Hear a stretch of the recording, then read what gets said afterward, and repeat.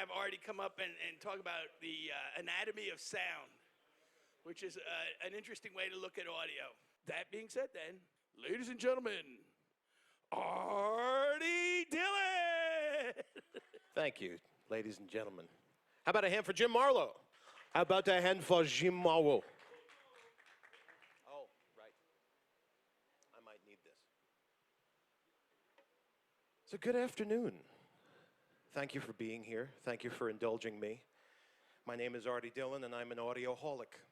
If you ask most of the guys here, you'll see my credentials are in fine order.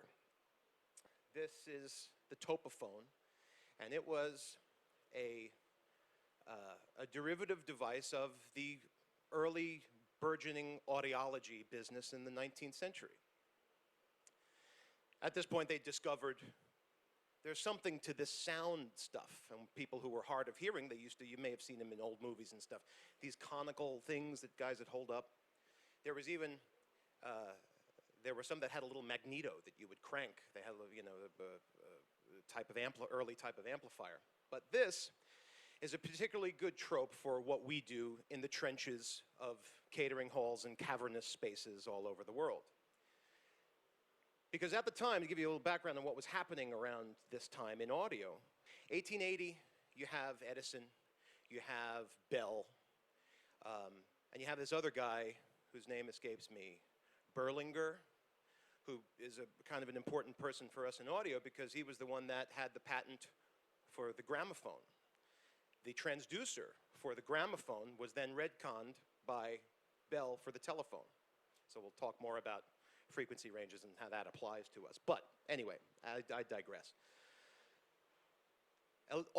This burgeoning audio business was based on electricity, really was. Before that, it was acoustic filters and resonances and things like that.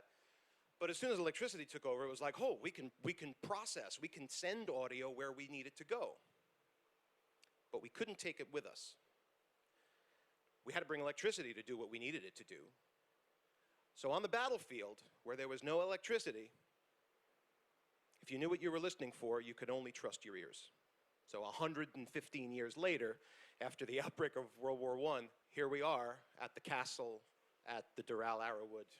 You have nothing but your ears to rely on. Existential though it may be, so what are we listening to? Compression and rarefaction, spooky language. Sound is kinetic energy. Don't look that up in a physics book. For the purposes of my angle, it's kinetic energy. Sound is actually mechanical energy, which is a combination of kinetic energy and gravity. But most of us terrestrial audio engineers won't experience sound without a gravitational constant. So for the purposes of my discussion, sound is kinetic energy. And what does that mean? That means that molecules of air are going to be stimulated by whatever vibratory origin, going to hurtle those air molecules from their origin to their destination. In the case of sound, the destination is your eardrum. We experience vibrations through other senses. But in the case of audio, we experience vibrations in the air as sound. But it doesn't stop when it gets to your ears. It keeps going. But most audio people don't look for acousticians do, they look at airflow, but it's a fundamental property of how other devices react, things like microphones and speakers. The air keeps moving. Microphones and speakers work exactly the same way. In the case of a microphone, the sound coming out of your face slams up against this diaphragm that's a piece of paper with some coil wire attached to it, suspended between two magnets. The air pressure out of your face moves that catches the air, moves the diaphragm,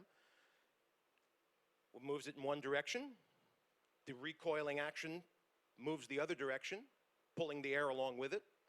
That movement in the diaphragm, the movement in the coil wire between the magnets creates electrical current. A speaker works exactly the opposite way. Electrons smash into the magnet of the back, hurtling that speaker forward. When the electrons stop, the speaker pulls the air back the other way. So this is a paradigm that permeates absolutely every aspect of what we do.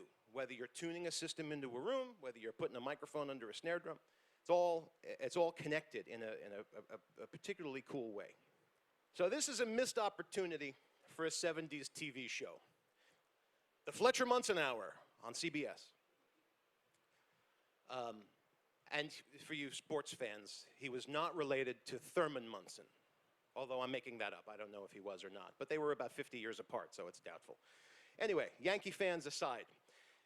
So these guys in the 30s, Fletcher and Munson, decided, well, okay, there's all this stuff, there's all this sound pressure, but some stuff we only feel it through the floor, and then other stuff we hear it really well. Why is that? So they studied human hearing, and they found that the span of human hearing, the accepted standard now, is 20 hertz to 20 kilohertz, roughly 10 octaves. Remember the number 10. We come back to it. There'll be a test on this.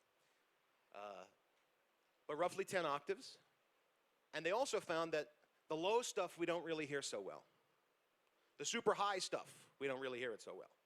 But the stuff in the middle is particularly intriguing because we hear it exceptionally well. Why is that? And why does it seem to be influenced by volume? I sum it up thusly. It's instinctual. It's programmed in our hearing since we were living up a tree somewhere in the forests of Pangaea. What am I talking about? We were at a stage in human development when we literally had two things to worry about: the predator howling at us in the forest and the voice intelligibility range of our own species. Your ear is going to interact with its environment, whether it's a forest or a ballroom. It's important because it happens.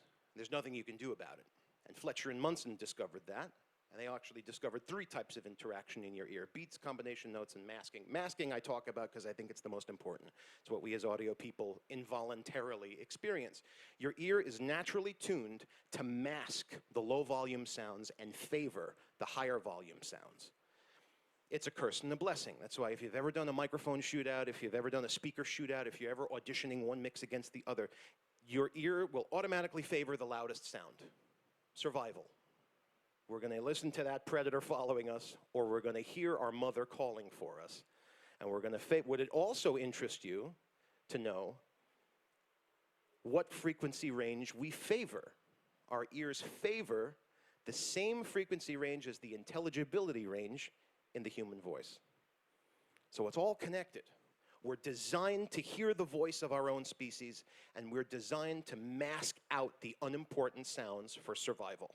These are things that you experience when you are in the midst of whatever kind of audio you're involved in. High frequency, upper mid frequencies can be very damaging at high volume.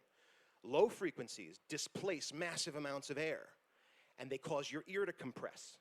So it causes you to favor, the more air, the more compression you have inside your ear, the more you favor that frequency range. So your mixes tend to sound dark, or you don't have enough low end dialed into your mix. So this is a studio thing or in a live situation, which is kind of the agenda that I have here. But still, from a studio perspective or a live perspective, you have to know what you're listening to. And there are things like SPL meters, there's things like RTAs, things like as simple as earplugs that can mitigate any of this offset that's naturally programmed into what you're listening to.